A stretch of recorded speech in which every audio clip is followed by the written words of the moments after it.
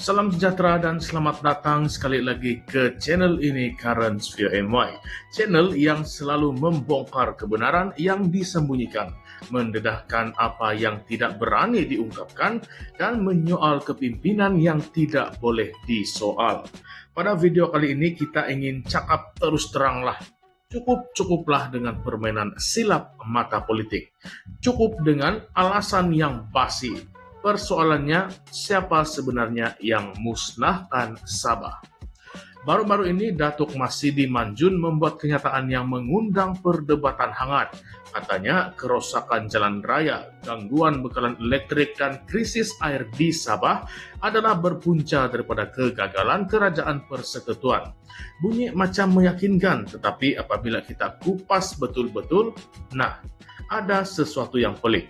Kenapa? Sebab GRS, Kerajaan Negeri Sabah yang diketuai oleh Datuk Seri Haji Jinor, yang merupakan sebahagian daripada Kerajaan Persekutuan. Ya, betul.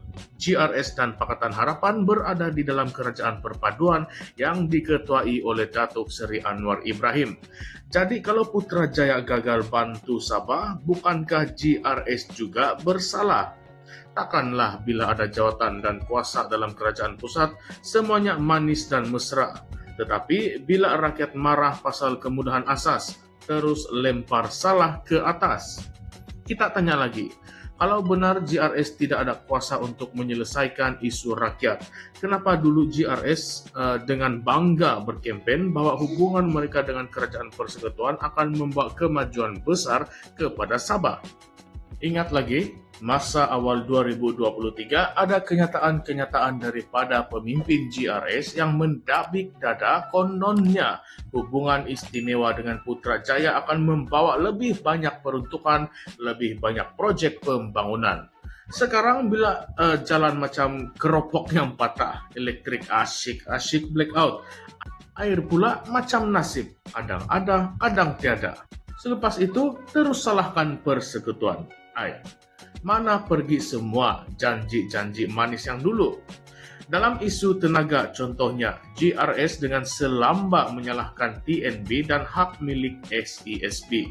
Tetapi Sarawak pun dulu di bawah TNB juga. Tapi mereka ada political will, yaitu kemahuan politik, untuk mengambil alih industri tenaga mereka sendiri. Hasilnya, hari ini Sarawak bukan sahaja ada bekalan tenaga yang stabil, tetapi sudah mula mengekspor hidrogen ke luar negara. Sabah, tiada pelan, tiada hala tuju. Yang ada hanyalah alasan dan sidang media. Begitu juga dengan isu air.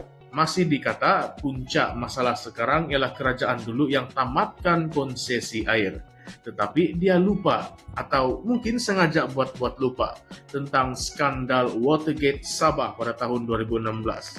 Rakyat Sabah masih lagi ingat bagaimana SPRM merampas 114 juta ringgit wang tunai, jongkong emas, dan juga jam mewah daripada pegawai Jabatan Air Negeri Sabah.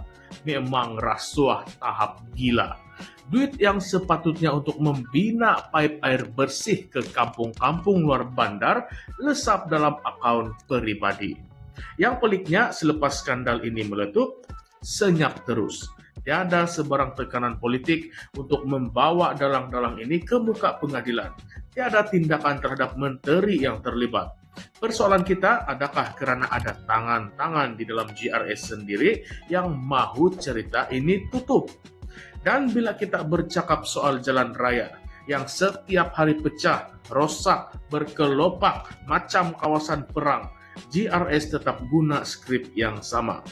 Itu bidang kuasa Persekutuan. Tetapi bila PRN Sabah, janji GRS bukan main gah mahu membangunkan Sabah, mahu memberikan wajah baru kepada infrastruktur. Sekarang bila jalan tidak siap, jalan tidak rata, terus mahu menyalahkan orang lain. Itu namanya bukan pemimpin. Itu namanya pelakon. Mari kita jujur, rakyat Sabah bukanlah bodoh. Mereka nampak siapa yang ikhlas, siapa yang penakut, siapa yang hanya tahu sembunyi di sebalik alasan. GRS tidak boleh terus bermain wayang. Mereka yang berjanji, merekalah yang mesti tunaikan. Lebih menyedihkan, dalam soal pembangunan luar bandar, masih ramai penduduk Sabah yang hidup tanpa akses kepada air bersih dan juga elektrik. Menurut laporan media pada awal 2024, lebih 40% kawasan pedalaman Sabah masih bergantung kepada generator ataupun lampu pelita.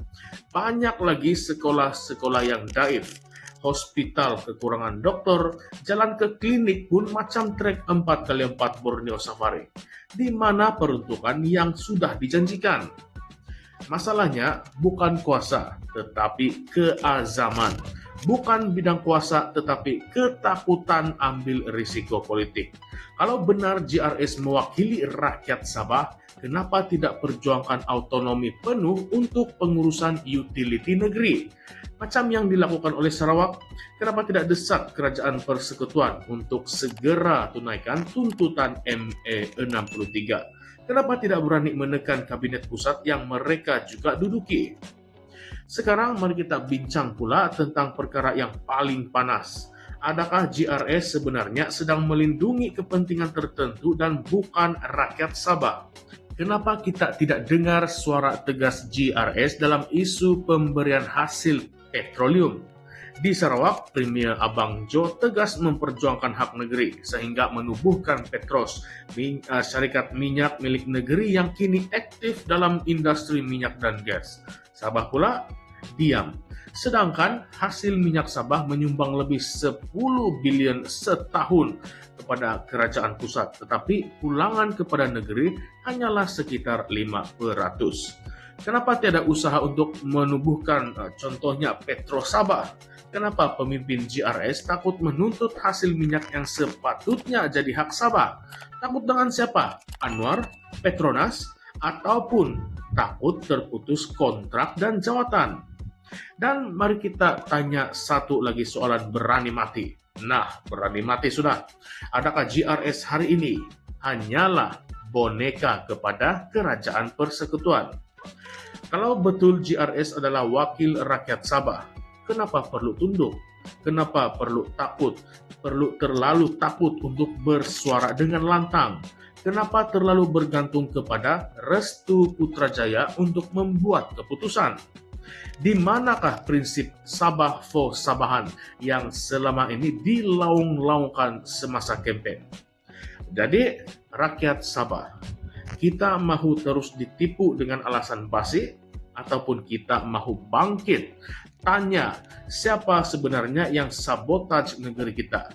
Sudah tiba masanya kita berhenti memberi muka kepada pemimpin yang hanya tahu menuding jari. Sabah perlukan kerajaan berani, pemimpin yang bukan hanya bercakap, tetapi bertindak. Kalau Anda setuju, tinggalkan komen Anda. Kalau Anda marah, nyatakan kemarahan Anda. Ini adalah tanah kita, ini adalah negeri kita. Kalau bukan kita yang bersuara, siapa lagi? Baiklah, jangan lupa untuk like, subscribe, dan kongsikan video ini. Di channel ini, di Current Sphere MY, kami tidak takut soal yang sensitif sebab kebenaran memang pedih, tetapi ia mesti didengar.